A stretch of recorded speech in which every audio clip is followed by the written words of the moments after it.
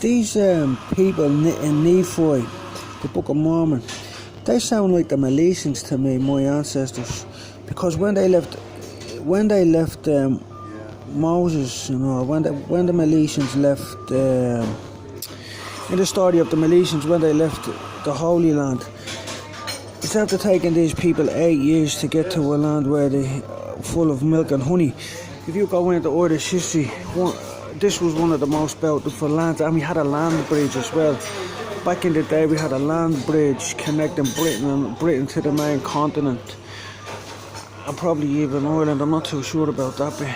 But if they built a temple, there was a few temples in Ireland. The British Israelites come over and blew one of them up on the top of Doubt. Then you got another one.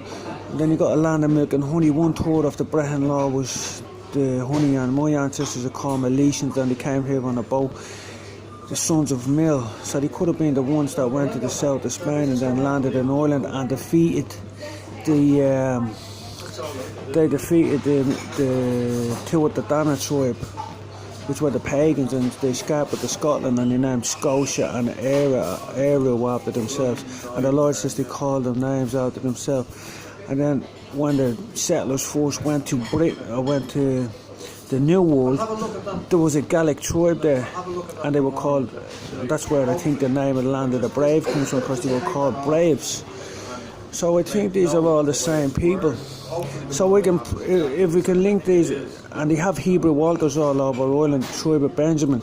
So these people that speaking here about in the Book of Mormon, I think they could actually be some of my ancestors, some of the descendants of my people, the Mileasians, the sons of Mill, the mighty angel Mill will come down and make bare thy leg and cover thy toils, grind the millstone. The mighty angel Mill grind the millstone is like bread. And you have loads of other stuff. Nephi is commanded to build a ship. His brethren oppose him. He exhorts them to recounting the history of the God's dealings with Israel. And Nephi, fulfilled with the power of God, his brethren are forbidden to touch him, lest they wither and as a dry reed. Yeah, well, we're withering as dry reeds now because we built all of these pagan temples. And they will overpower the saints, and they will wear out the saints, all of these churches and all. There's a fella sitting over there telling someone he's going to cut the nose off them. That's a bit weird, isn't it? So there you go, yeah, they could be the Mileasians. They actually could be direct descendants, and they got wiped out in America. They did get wiped out in America. There was a tribe of Irish people there, and they herded deer. Because the other Native Americans sent them to the white tribe, because when the white man landed, they sent them to the white. Obviously, they just interbreeded with them, and then they were taken and they were assimilated, and half of them probably died of the pox or something like that.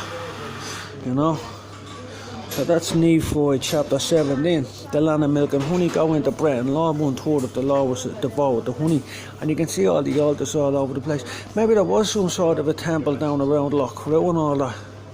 Around there that was similar to a Solomon temple, but the temples are gone. It's the living temple, the man, the body that floats up to meet God, the Lord and our Saviour Jesus Christ in the sky, in the clouds. It's not the temples. The temples are left behind to the lake of fire and all that, and the new world is created. Temples are not needed. Jesus is building one for us. It's called the New Jerusalem.